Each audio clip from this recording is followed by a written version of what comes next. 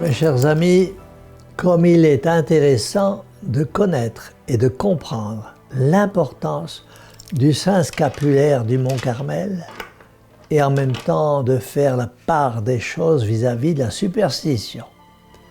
Tout d'abord, souvenons-nous que dans la nuit du 15 au 16 juillet 1251, saint Simon Stock eut l'apparition de la très sainte Vierge entourée d'anges et tenant en main l'habit de l'ordre du Carmel et lui dit, entre autres, « Cet habit, c'est un signe de salut, une sauvegarde dans les périls et les gages, d'une paix et d'une protection spéciale jusqu'à la fin des siècles. Celui qui mourra dans cet habit ne souffrira pas des flammes éternelles. » La Mère de Dieu confia au futur pape Jean XXII ces quelques paroles.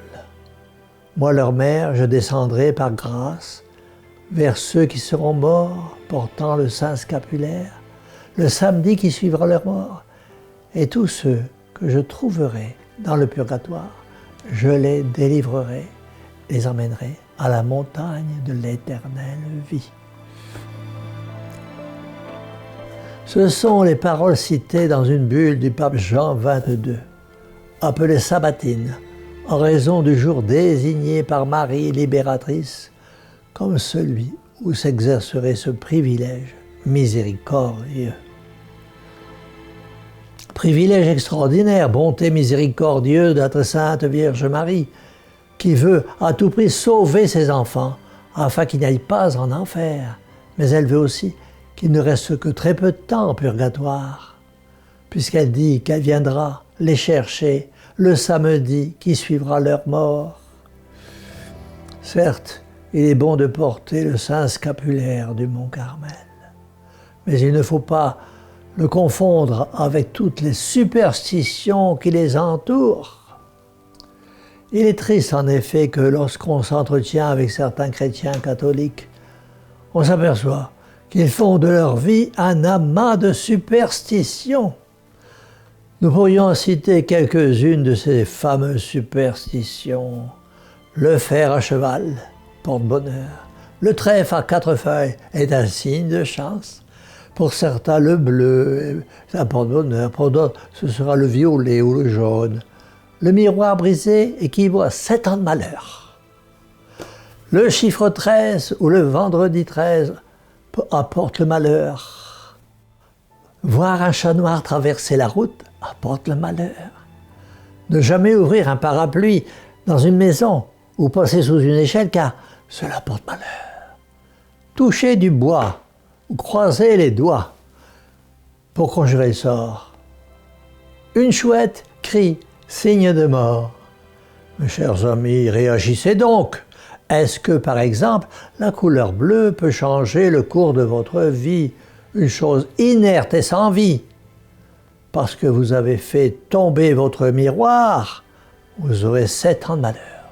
Est-ce que les gris-gris portés autour du cou ont changé quelque chose dans vos vies? Mes amis, le monde vit dans la superstition. Le monde rejette la sainte religion du Christ pour s'attacher à des choses dépourvues de sens. Et pour continuer avec ces superstitions, vous pourrez constater que dans certains hôpitaux, certains hôtels, vous ne trouverez pas de chambre numéro 13. Pas de 13e étage dans les immeubles. Pas de rangée 13 dans les avions. Et que dire de l'astrologie, de la chiromancie, du spiritisme, des boules de cristal, du marc de café, de l'horoscope, du tarot, du port de la main de Fatma, autour du cou, bien sûr, du petit cochon rose, de la corne d'abondance et des visites chez des genres de guérisseurs qui prétendent vous dire l'avenir et qui vous poussent à la haine contre votre prochain, le tenant responsable de tous vos maux. Mais quelle honte! C'est vraiment l'enfer. Et après toutes ces énumérations, le plus incroyable, le plus grave, est qu'on ne voudra pas porter la sainte croix du Seigneur. C'est une très grande tristesse de voir tant et tant de monde s'adonner à la superstition. Et parfois, cette superstition dévie vers le satanisme. À propos de Satan, n'allez pas dire tout le temps, c'est la faute du démon, c'est la faute du démon, pour cela, pour ci, pour là. C'est facile de trouver toujours la faute du démon dans des choses ou des événements tout naturels qu'il faut accepter dans la volonté de Dieu. Mais c'est quand même malheureux de lui donner plus de place et plus de pouvoir qu'il en a. Car Dieu seul est le maître de la vie et des événements. Mes amis, si vous croyez en ces choses, quittez cette idolâtrie. Les temps sont très mauvais, comme le dit si bien la très sainte Vierge. Et temps de revenir au Christ totalement et sans réserve, en se détachant de ces superstitions qui troublent vos vies et dans le fond qui vous rendent malheureux. Combien de chrétiens catholiques quittent l'Église, ne pratiquent plus, disent avoir perdu la foi, mais sont attachés à la superstition. En réalité, à travers la superstition, ils s'attachent à Satan. Car la superstition est une illusion du démon. J'aimerais qu'en ce jour, ceux qui sont attachés à tout cela quittent ces idées saugrenues et sans intelligence et reviennent à de meilleurs sentiments en priant. Car seule la prière obtient tout, et c'est faute de prière que l'on s'éloigne de l'enseignement du Saint-Évangile.